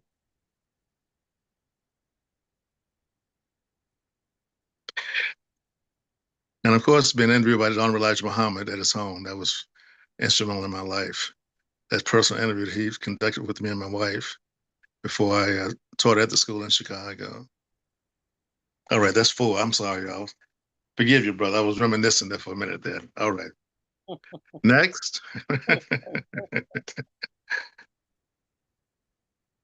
Yeah. Sister Manira's got her hand up. Go ahead, sister. Yes, And then next, Brother Michael. yeah, I believe it was 1967 when this movie came out, In the Heat of the Night, with Sidney Poitier. Oh, he smacked him. I'm sorry. I'm Yeah, I sorry. smacked him back. He smacked. That was a And good one. That was, yes, I remember yeah, that. I remember watching that scene, and Sidney Poitier acted that scene so well with his facial expressions, as if to say, "Don't ever uh, try to take away my dignity." In that reverse slap where he slapped him back, and I went to school the next day, and all my classmates, I had to be fourth grade, fifth grade. All my classmates, we all had the same type of reaction. Well, he stood up. He stood up for himself. He didn't let anybody take away, you know, I think we use words like rights or something like that, but belittle him. And we all just were standing in that uh, uh, assurance that there were people who would stand up just from watching that scene. So Yes. it had a big effect on all of us. it seemed, who watched that movie at that time. Yes. You know, Sister Manera, Sidney Poitier added that into the script. That was not the original script, but he couldn't just let him slap him like that. They didn't, but he added that element to it, and they changed the script to allow him to do that. Just a little sidebar. Oh, okay. Alhamdulillah. Well, that was a blessing. That was a great thing that he did, you know, Yes, because yes. it could have had the reverse effect on a group of students in the Right. fifth Yes, grade if we had yeah. seen it that way, where we are people that anyone can slap, you know, Mhm. as opposed to what he did. So, yeah, that was that moment. Yes. And watching the March on Washington with Dr. King speaking to all those people, that was uh, that was amazing as well. I'll stop there. Thank you, Madam. Brother Michael? Thank you. Yes, I remember reading in high school history about Prophet Muhammad, praise and peace be upon him, in Western civilization. And I took note of it. It did get my attention. But then I heard uh, the Honorable Elijah Muhammad speak, and the it was like he struggled to speak because of the asthma, and it was kind of stirring to me, him struggling for breath, but the breath that he was using was putting out ideas about Black unity, the Muslim and the respect for self, and a psychology that he presented was very appealing to me. And I said that I would put my reservations on hold because, okay, here's Muhammad, Elijah Muhammad, the messenger, and Prophet Muhammad of Arabia. I said, well, I'll just suspend, put this on the shelf, and but I want to follow him because of how I see his sincere leadership, and that was very appealing to me.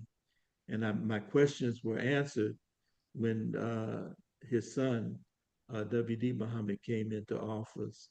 And the combination of both, to me, was the answers of prayers of the ancestors for the kind of leadership that would lead us out of darkness and the emotionality and the social conditioning, to be independent in our thought and to be fearless in our establishment of our own life. And I'll stop with that. Thank you, sir. Brother Muhammad, you are up. You're on mute, Brother, Muhammad Sharif. You have to unmute yourself, Muhammad Sharif.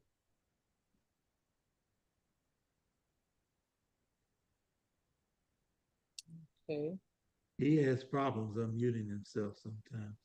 okay. but we are not the host. Sister Manira, you are still a host, and Martha, you are the co-host. Can somebody send him a message to unmute? Maybe we can go to Umrani. Yeah, Sister Amatullah Alaji-Sabrie, why don't you go? Assalamu alaikum. Walaikum assalam. Is my defining moments where I'll just give some of the earliest ones, I guess. The first one I think probably was when our neighbor got a TV and invited us to watch TV. And I'm laughing not because of what I'm getting ready to say because it's very serious, but just reminding myself how old that sounds. Someone hearing someone get the first TV, so I'm laughing for you all. But anyway, um, we saw what was called the Western, and I started crying. Mm. And so Mm. the Mm. ones that were there, didn't understand, why I was crying. And so I actually did not want to see anybody get killed. And I couldn't understand how it was sports Mhm. for people to be getting killed, Hmm. which were the indigenous people. So, Mm. and then the next thing, as those of you that have been around me for a few years know that my mid childhood was under terror of the because of my dad's work. Well, my parents' work, I should give both credit, but my dad was spearheading the fight for the right to vote in my little hometown and parish. So uh, it would take the rest of the program to name all the things that we went through. But I guess the highlight was getting being in the car when my dad was shot. Uh, Alhamdulillah, it wasn't fatal. That wasn't their intention, of course, but it wasn't fatal. It wasn't Allah's will at that time. And also burned the building right next to the house. And I thought that the house was on fire and we had run out the house, et cetera, et cetera. So those were then a little bit older when Dr. King got killed because we had started being kind of, quote, militant and going away from his nonviolence. But then after he got killed, then that really angered us that if this man could get killed, then, anybody could get killed. So I guess those were three very distinct events in my shaping. Thank you for that. Mama Brother Muhammad, Khan, are you ready? Yes, I'm ready. Assalamu alaikum. Walaikum assalam. Yeah, I have a number of things that happened in my life. I guess the biggest one was, not the biggest one, but anyway, the last Honorable Muhammad's passed, his last public address, 1974, when he pointed to the stage and said there were two Europeans we call so-called white people. It's two Turkish Muslims on the stage. And why I say that was so important to me because the day we were supposed to go to our Savior Day, the next day, and then we had gone out in the field to get money for. Sometimes we would go out and get money for the brothers that hadn't come to the mass yet, paying their charity or hadn't picked up their papers. And we went to this one person's house. He said, I don't have any money. That's why I haven't been out, because I just haven't had the money. So I'm saying to myself right then, I'm not going to nobody's house again to get no money. So I'm saying, how am I going to get back when we get back to New York after Savior Day, get back and tell the people that you are not going to go outside and use a lieutenant and pick up nobody's money? You're going against everything, So I figured, how are you going to do that? But when Elijah Muhammad came in, he pointed those two Europeans on the stage. That was a big thing, right? Because he opened the door for his son to come in and open the door for everybody to come into the temple.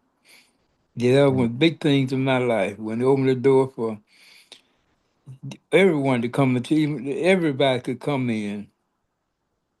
I hope I'm making my point there, but anyway, that was a big thing in my life. Mhm. Thank you, sir. You're welcome. Yes. Yeah, as you can see from the answers, we have some really impactful things that have happened to people that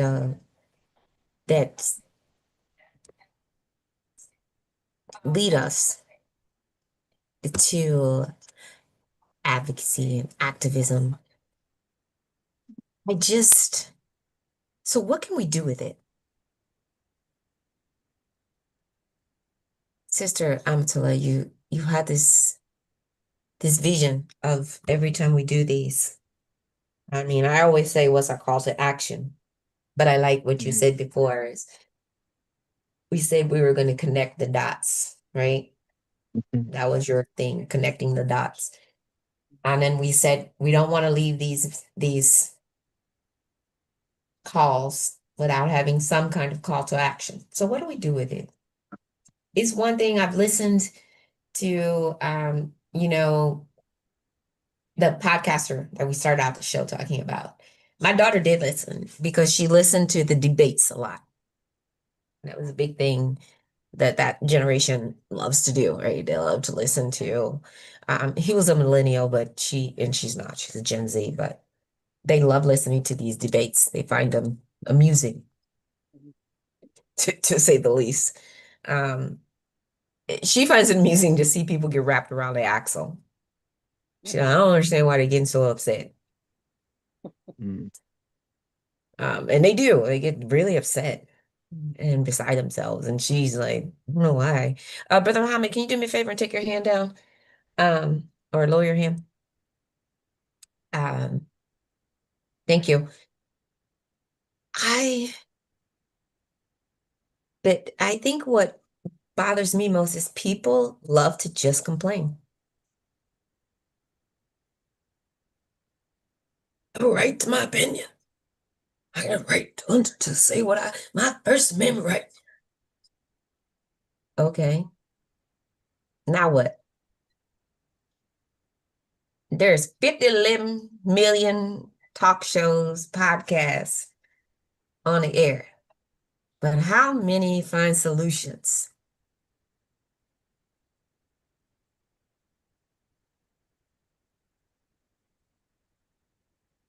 I would like us to be different. What kind of solutions can we have? What can we do? We got about 10 minutes.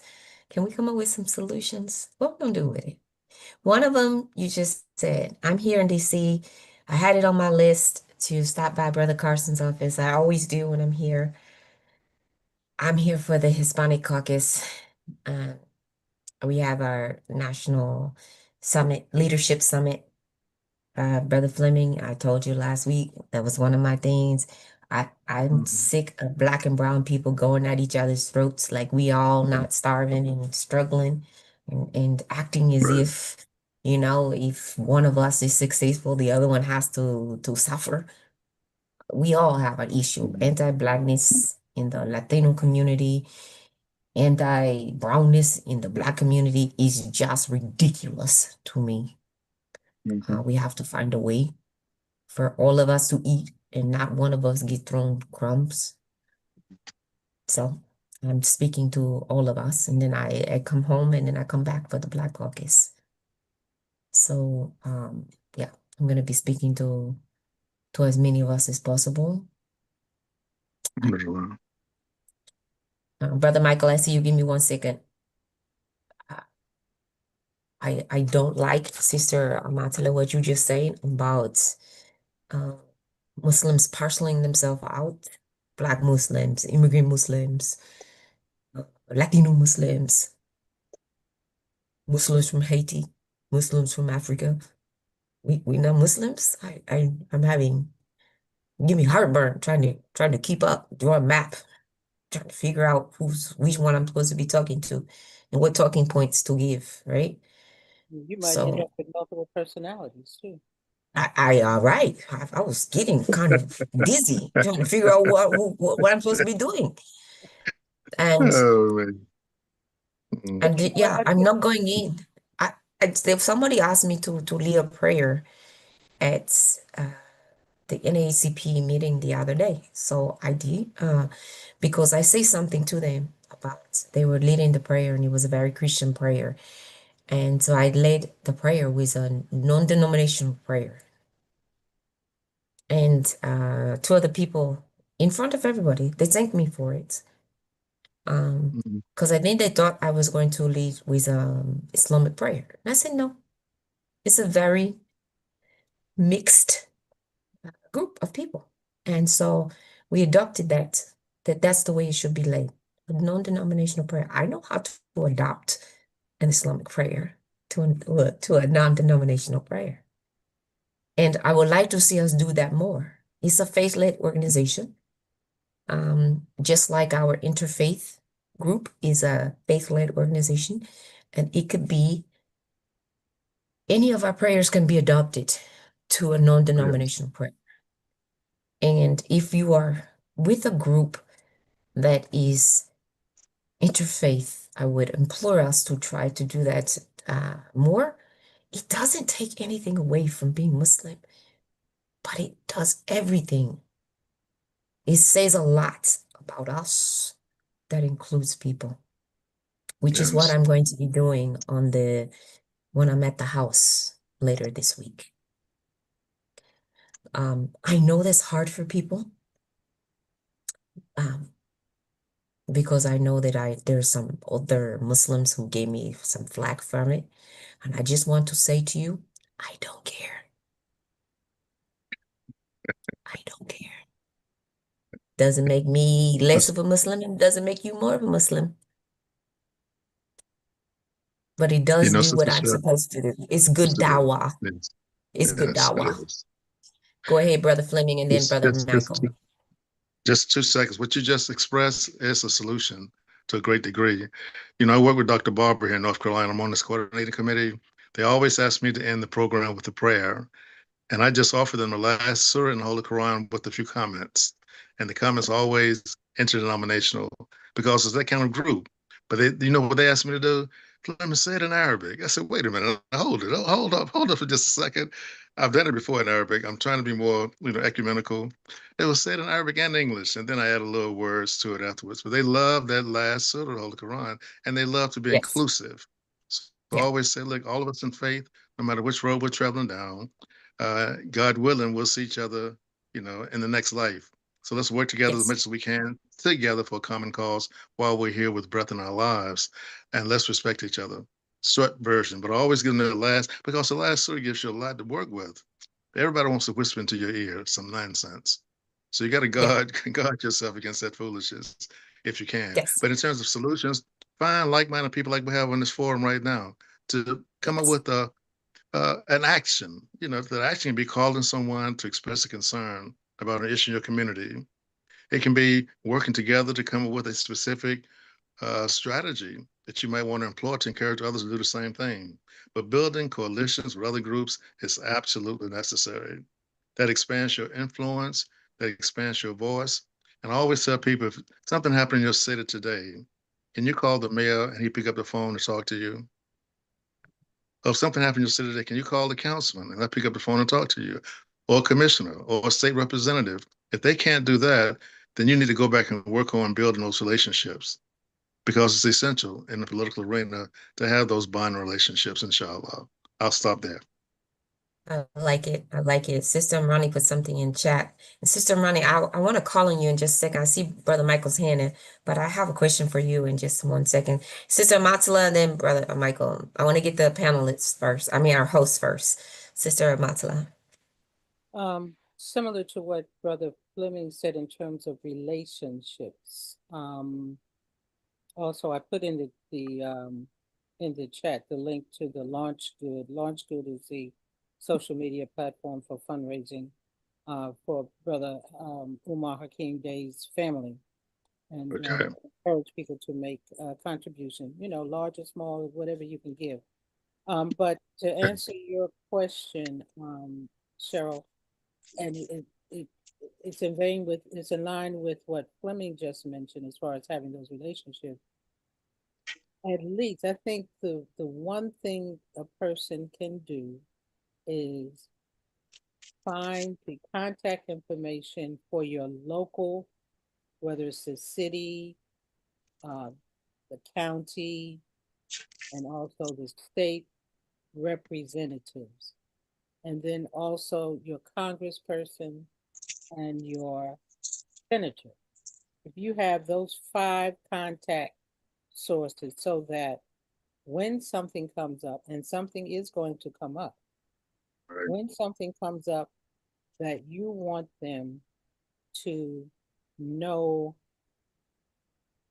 your interests, know your concern, know your opinion, know what you think of something, It's important for them to know that there are people out there who will contact them and will hold them accountable. So you may not have an issue right now, but if you at least have that information at hand, have it bookmarked on your computer or on your laptop or a contact in your phone, so that when the time comes for a call to action, if an issue comes up and they say contact your so and so, you can go right to it, and in your words, doesn't have to be a lot, say what your feeling is on a particular issue, or what help you want from them, or I want to know why didn't you vote for the Voting Right Act? Why did you vote for whatever they voted for that you don't feel that is in your interest? So in terms of the political arena, I think that that's good. And also a solution is if you see a headline, whether it's on social media or the newspaper or a lead-in on the TV, if you have the TV on, or wherever, Facebook, whatever, and it's something to do with politics, whether it's local, state, national, international, take the time to read the article or to listen to the broadcast, even though you don't want to hear bad news. Just do that for one thing once a week. At least you'll become more educated on what's going on around you.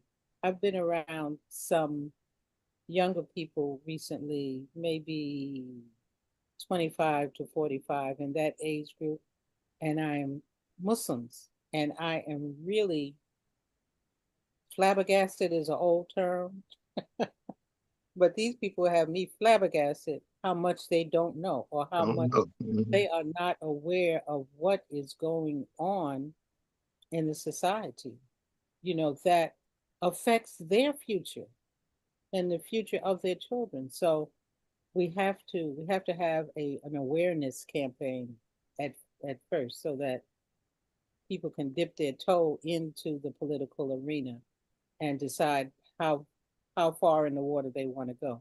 Do they still want to stay on the shallow side of the pool? That's okay. Or do they want to go into the deep side?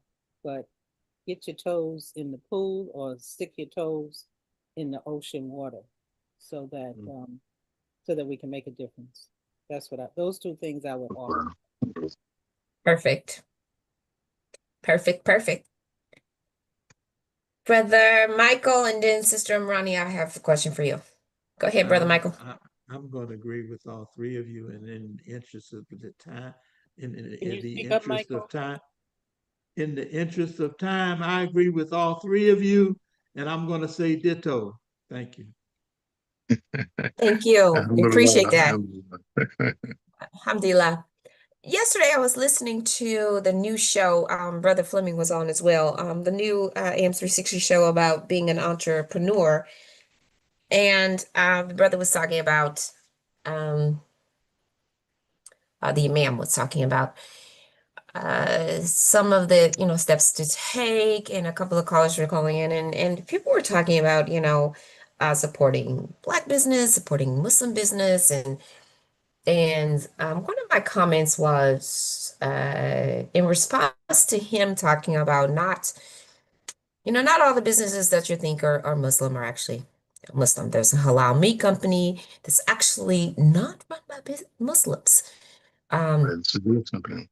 Out of Canada. Yes, it's in Canada, and it's run by a couple of Jewish business owners who say, and they admitted that they never said they were a Muslim-owned company, that they have Muslims working there, but they're a Muslim-owned company. And so my comment to him was, this happens all the time. It happens all the time that there are a number of corporations that monetize and exploit Islam and Muslims. Yes. Islamic holidays around Ramadan, around Eid, You will see stuff pop up on Amazon, in Target, in Costco, any of the big name stores, big box stores. You see this pop up all the time. Yeah. And you know good and well they ain't bought anything from no Muslim producer, right? It might be a Muslim person on Etsy or somewhere like that, but he's not from Target. And I haven't shopped in Target in a while, but still, it has not. So, um, many of you have probably heard me say it on this program that I'm a government contracting officer. I'm in charge of billions of dollars, hundreds of billions of dollars of spend. And, procurement is what I've been doing for the last couple of decades.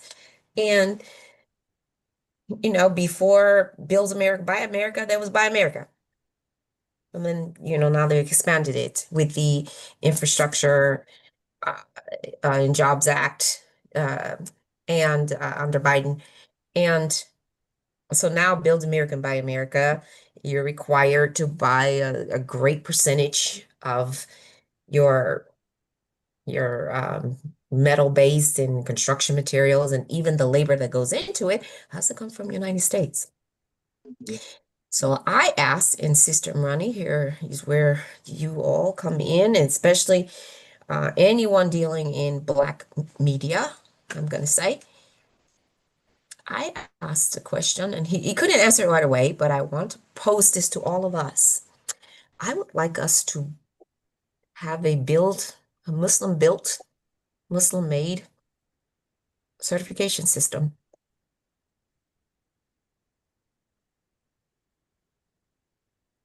Would you repeat that And first word again? What kind of education? I would like us to have a Muslim-made, Muslim-built certification system. Oh, yes. Oh, yes. Just like we have But- a Buy America, Built in America, it's called Build America, Buy America. That's BABA, Yes. right? Yes. System that requires that certain percentage of whatever you buy, 80% to 90%, is built in America and bought in America. Mhm. I think that before you can call it halal, it has to meet a certain standard, right? Yes. So before you can call it Muslim made, or it's got to meet that standard, right? Mhm. Before you can call it a woman-owned business, before you can call it a SBE, a small business, before you can call it a veteran-owned business, it's got to be owned by Muslim. It's got to be produced by Muslim. It's got to have that certain standard. You can't just tell me you got 100% Muslim employees, but he's owned by, and I'm gonna leave that blank, Yes. The Hasidic right? community. And see, and the reason I say that is because this is what I do every day. And so when we're doing responsibility and responsiveness checks before we award these multi-million dollar contracts, the specialists who are the people who work with me before they bring it to me to sign off on it, I'm looking at this paperwork, right? And I'm looking at the paperwork. They don't know that we're doing this in the background. And they're like, oh no, we're a woman-owned business. Really? Okay, so who's the president? Let me see the ownership paperwork. Don't tell me your wife is the president, but when I look at the documents, it's you and your brother and your daddy and everybody else. Doesn't Mhm. don't pass the smell test. Your wife became president 2 months Yes. ago before you started putting in all these bids for this government paperwork. But you and your daddy been owning the company for 40 years. Yeah. Do you see what I mean? Don't Oh, I yes. I was born not recently, but kind of recently compared to you people, but I wasn't born yesterday. I've been doing this for almost Mhm. 30 years. I know the rules. And I want to see when was the paperwork filed with the Secretary of State. And I want to see Mhm. how much ownership, it is not just about ownership. How much authority does she have with the board of directors? Mhm. Can she veto hires? Can she fire you, sir? That's what I want to know. So that's what tells me. So now it's the same thing with a Muslim-owned corporation. Can that Muslim put you out? They don't like what you're doing. Who has the buying power? Who has the power to say, yeah, I don't want that product? No, we're not going to advertise that way. No, we're not buying products from that particular country that's killing all these Muslims in this other country. Read between the lines. No, we're not supporting those particular suppliers, because those suppliers are supporting those other suppliers that's killing people and those that do not, or they're not following this strict code of conduct or this particular value system that we as a Muslim owned company have put into place. And so we're not buying product, we're not supplying product, because we have a value system that we will honor, whether we are the buyers or the sellers. That's what I'm talking about. And we can do that. Yes. Because in this world of government contracting, in this world of having hundreds of millions of Muslims who are spending trillions of dollars, No. we have buying power. And I'm saying that from somebody who sees the money come across our desk. We just don't leverage it correctly. And where the newspaper comes in, you can list those companies. You can say these are the certified companies. These companies have been certified by, well, first we need the authority, whoever that authority is, right? We can name it. Go ahead, Sister Ronnie, I see you lit up. No, actually, I'm taking all of this in because this is I've not heard anyone bring this idea up before, so I'm just taking it all in. So Yes, you mean I'm innovative? I love it. and For a company, as far as certifying when you first said the certification, I wasn't clear on what you meant. But yeah, I thought it was the schools at first. No. I thought it was. See, like there's, I think it's called Infanca, Yes, but that for they allow. certify halal, Mhm, and mhm. there are about 2 or 3 different councils that certify that the product is Yes, halal. But the yes, certification you're talking about, Cheryl, is certify the ownership of the company is Muslim owned. That's what you're saying. Ma'am. Or majority Yes. Muslim owned, or whatever, Yes. however, standard that you set up. Like a Yeah. body, a governing body. Yes, okay. I'm gonna do you one more. I want to include in that because this has been roaming around in my head the last about 3 or 4 weeks. And I see AM360 maybe as a step in this direction, but I would like to get off Gmail. I would like to, so that if we had a Muslim platform for communication, that is a Gmail or a Google, or if we had something like that. Now I know that's a lot of capital that has to be invested in that way, but if there was some way that we could have that, set up, I would like to Already see ran that a lap too. and a half. When we at the track and you already started a lap and a half on your quarter mile, I already ran a lap and a half. I got a couple of friends helping me try and get to M-mail, Okay, that's good. Muslim mail. Okay. We already ran a lap and a half because, I used to work in the Silicon Valley and I'm like, how can we I working on it. We working on it. Sister Martha, I hope you're listening, Sister Martha. Sister Manira, I hope you're listening. I'm This certain all ears, and thinking, I go to sleep dreaming and asking. Assalamu alaikum, William Abdullah here. I'm recuperating with a swollen foot and just drank my natural components, but alhamdulillah. Hmm. Yes, ma'am. Loud and clear, and their strategies and such. But I'm hearing it, and thank Allah for your expressing, sharing it, and yeah, we're here, alhamdulillah, and ready. Yes. Thank you. Yes. Thank you. Thank you. I am just, I mean, this is what happens when you don't get no sleep, when they get you on a plane at 3 o'clock in the morning and got to go across the country and then you still can't sleep. It just gets going like this. The inspiration. Uh, Alhamdulillah. Sister Cheryl, we have a small best practice in New Jersey, but the brothers who do the halal meet over there, they're actually yeah. certified. I looked into their situation, but we need something bigger than that.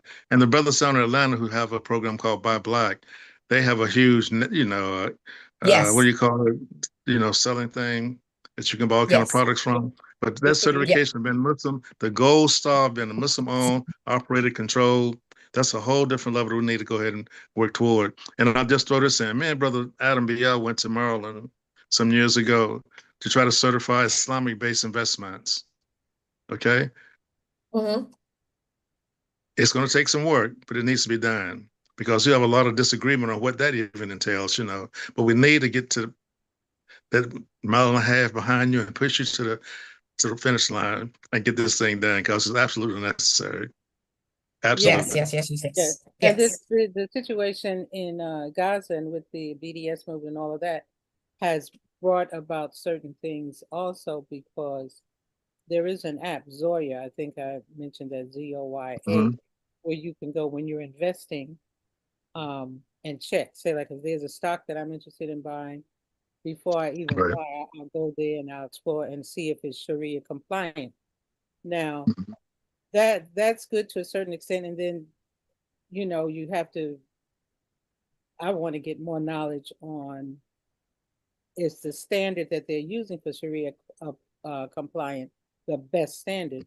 And then something Mhm. that came up recently was, and it was after the sister from the UN, Albanese, the rapporteur, listed all of these companies that benefit from the tragedy in Gaza.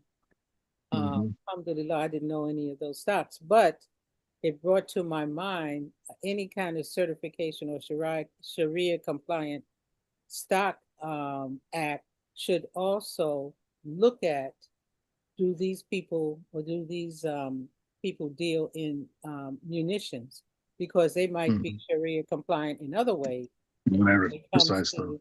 to dealing with the war machine and the military industrial complex. Might be a conflict there. So yeah, there's a lot of work to be done.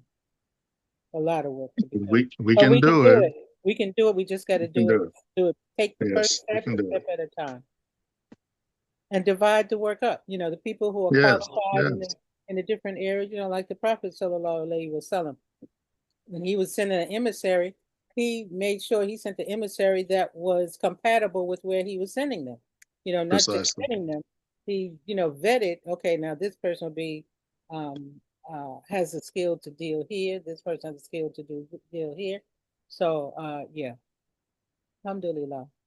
Alhamdulillah. Alhamdulillah. Solutions and strategies and connecting the dots, and we'll be okay, inshallah. Inshallah. Well, I would like to see this I'm glad. conversation. I'm I'm Oh, so I'm glad. sorry. Go Yeah, ahead. I'm so glad. It's been on my mind for a little while, and I'm like, I have to get this out because, it's just been ruminating. And that is something I personally feel strongly about. I know that I have, this is what I do in my day. And I was listening to him talk about, like from an entrepreneur standpoint. And I told him, listen, you don't want me. I mean, I do this, I have my consulting company, but I think that I'm the most use for the community where I am, Hmm. because I'm able to award, hundreds of millions to, per contractor, but I award, $500 billion worth of contracts. And sometimes I can award smaller contracts directly to contractors. And but I'm also able to give advice to Muslim contractors, and this is what you need to do to improve your chances of getting government contract awards, not just from me, but from anybody. Mm-hmm. And also through my consulting business is where I train people to become contracting officers. This is where we can make the biggest Impact. impact in this world, right? Is how do we get more of us on the other side? Instead of begging for contracts, get more of us who are like me. And of course, I would like to see a whole lot of Cheryls in the world. But that's not what I meant. I mean, because I don't even know if I could take more of me. I mean, we need a lot more conscientious, value-driven contracting officers, and more who are not not black, not brown, not women. You figure that out. Not on the other side, because it is a very seed community who are contracting officers, whether that's for local government, whether that's for state government, whether that's for federal government. They all are very monolithic for the most part. 85% of contracting officers, it's pretty monolithic, which means that many of the contract awards tend to go in a very unilateral way. Oh, yes. So, you know, what we have to do first is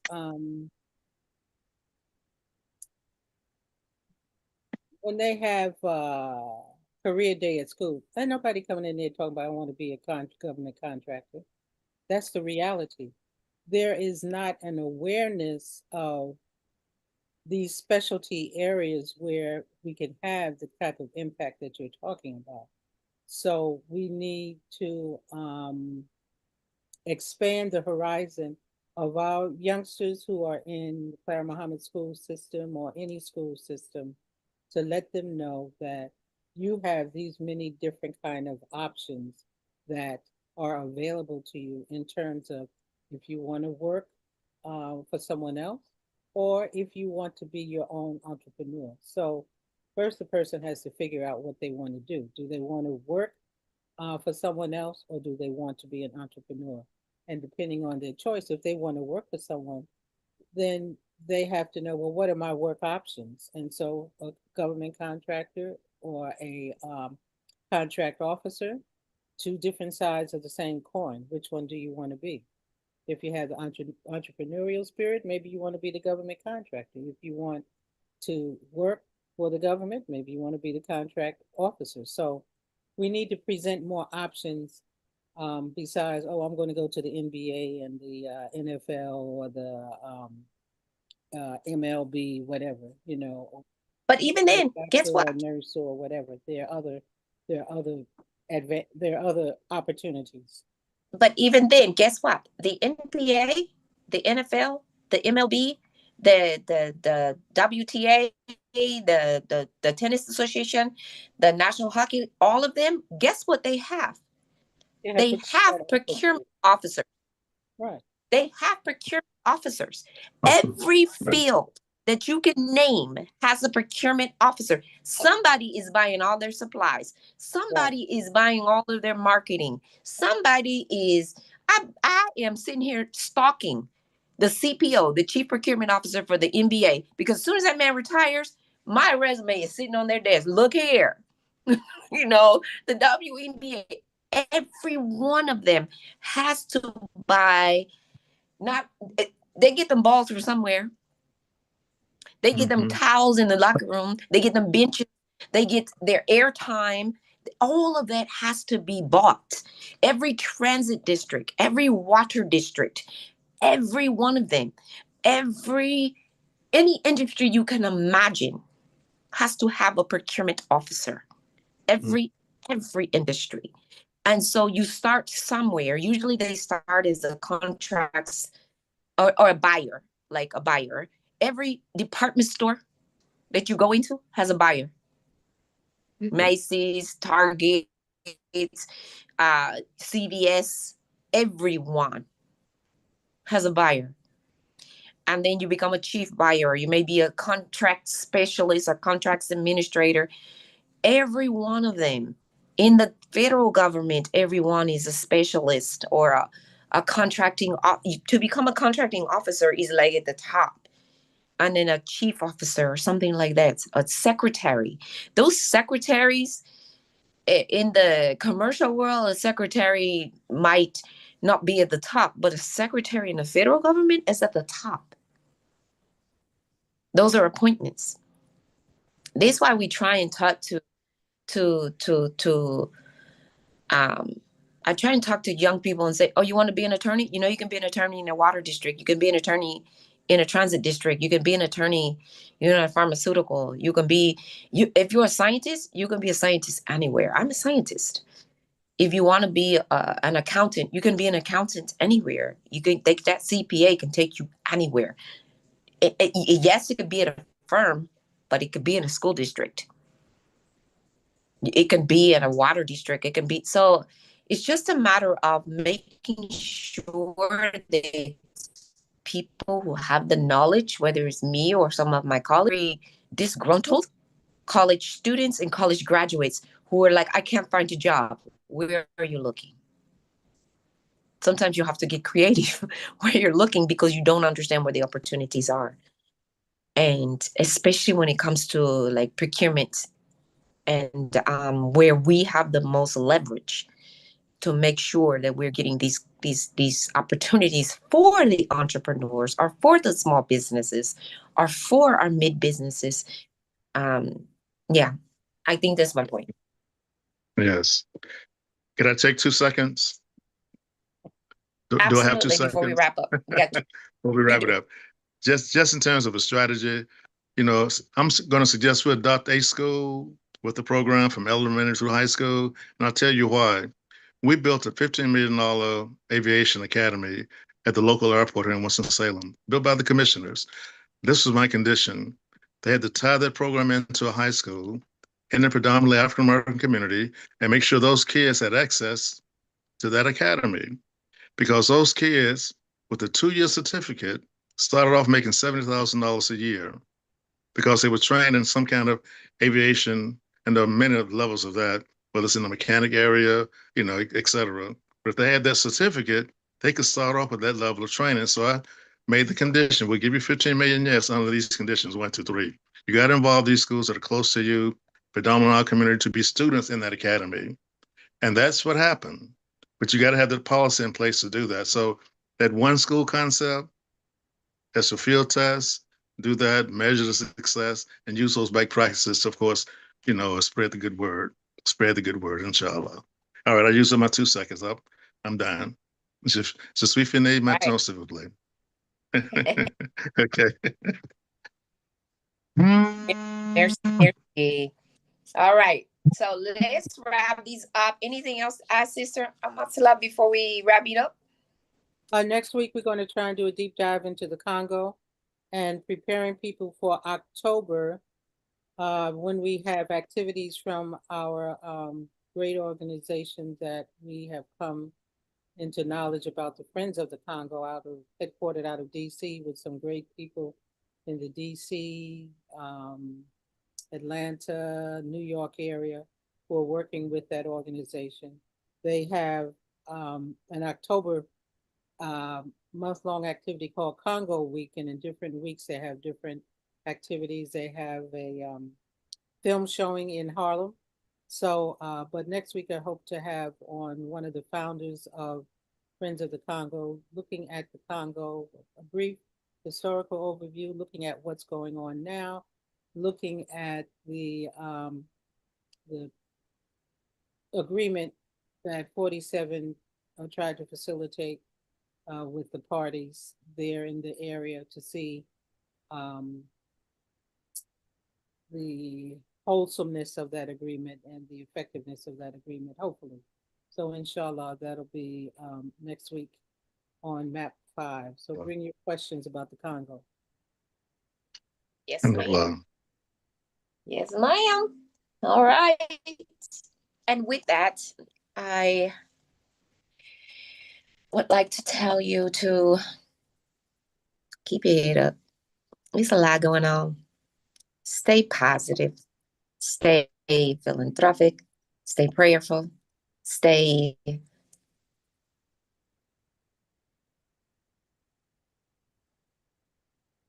politically engaged as much as you can. Stay focused. Stay keep doing things for others without the expectation of any kind of award or recognition. My grandmother used to say, be the same person in the dark that you are in the light. Yes. You know, do something because it's the right thing to do. You know, if you change the way you look at things, the things you look at will also change. And instead of trying to prove that you're right, just listen to another person's point of view with the intention to understand them. Just try and understand them. It doesn't mean you have to agree with them. Just try and understand their perspective. We never know what went into how they reached their perspective. We never know the miles that there's a saying, a Native American saying that says, instead of before you judge me, walk a mile in my moccasins. So just instead of trying to rationalize why you were right, just listen to that perspective. There's always a reason for someone's beliefs. There's a reason that they tell you.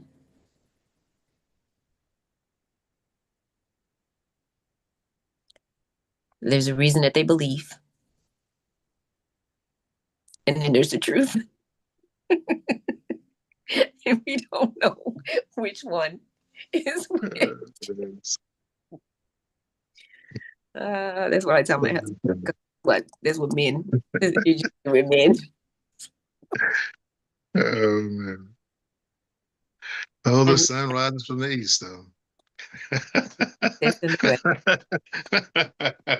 That's in the best. That's in the best. And with that, we will tell you that inshallah, we will see you back here next week. 10 o'clock. So 1 o'clock on this coast. The east side. They call it east. The east side. Hey, hey, hey. Hey. 1 o'clock on this coast. I'm here this week. And 12 o'clock in the middle. Yes. Where I spent the majority of my life. Well, not anymore. And then 10 o'clock, where I spent all of my adult life on the best coast. Well. And with that, we thank you.